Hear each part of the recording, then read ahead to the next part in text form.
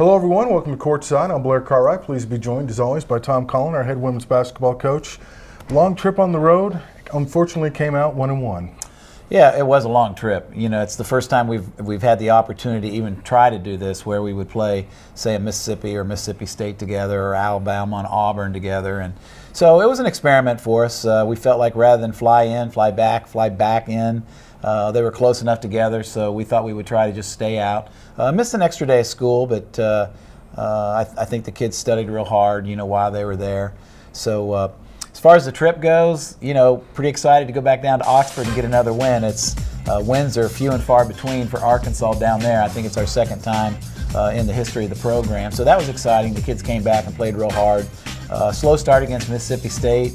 You know, road wins are hard in the SEC. There is no doubt about it. And you know, that was a tough one for us. It was one that we felt like we could get, and when we look back at it, we think we should have gotten it, but we just didn't play well enough down the stretch in order to pull out the win. So, you know, 1-1 and now back home again.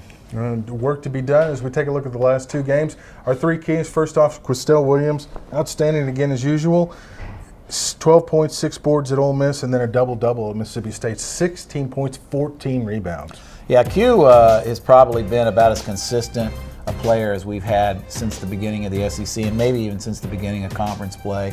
You know, she just always comes in there and gets 10, 11, 12 points, gets 7, 8 rebounds. You know, getting 16 and 14 in one game, that's a huge double-double.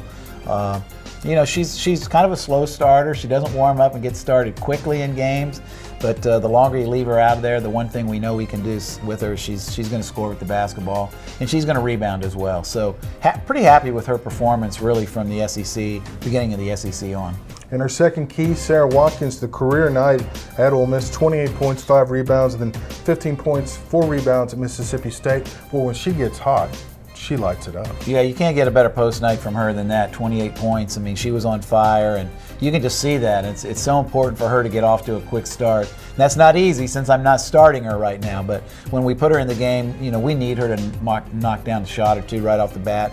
We actually, when she gets in the game, we try to call plays for her right away, because we know if she makes her first shot or two, she's probably going to continue on with that streak, and if she misses, then we're going to have to dig her out of that hole a little bit. But you know, it was a huge game against them, and you know, she got off to a slow start against Mississippi State, but she really was the reason why we got ourselves back in the game. She had a hot streak there as well. So you know, just need a little bit more consistency from her, and you know, she's arguably our best player. She's our go-to player. So when she has 28 points in any given night, we're probably going to win that game. You got to like your chances. In our third key, a new starter, Dominic Wilson, got the start at Ole Miss and had a very good game. 3 points, 2 rebounds, 2 steals, and then at Mississippi State, looked at the box score. Wow.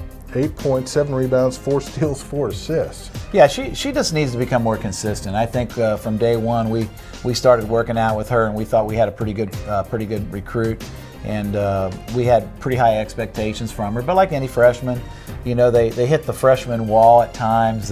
All of the things they have to remember, all the out of bounds plays, all the defensive calls.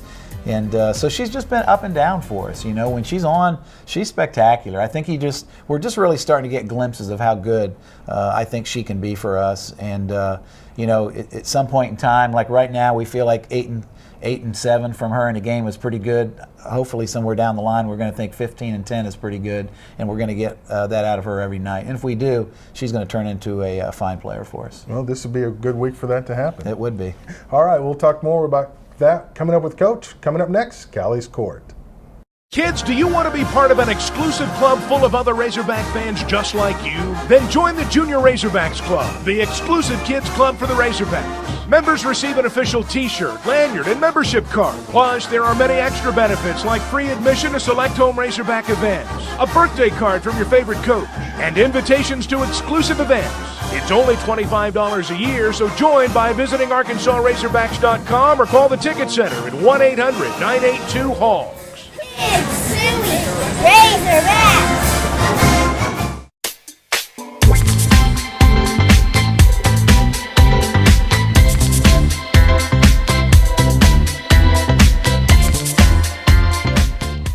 Hey guys, we're here with Callie's Court. We're here with Sarah Watkins. One thing we like to do after our shoot-arounds at road games is Sarah likes to take some trick shots. What do you think the key is to your trick shot, Sarah? The more ridiculous, the better. So usually like sitting in the stands or sitting on the floor behind the goal. I mean, any good trick shot, any good horse shot used to play growing up. What has been your most ridiculously awesome make on your trick shots? The bank shot from the corner at Ole Miss. Like I was like, oh no, that's off, and then it banked in. It was awesome.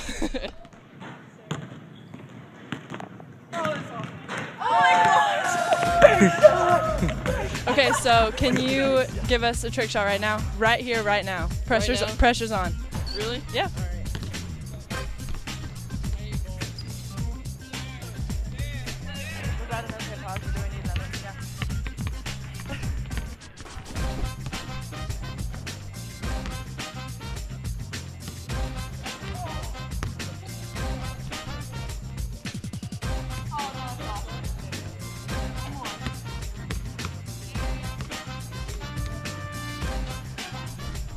You know, Sarah, the fans were really counting on you to make that trick shot, but you failed us.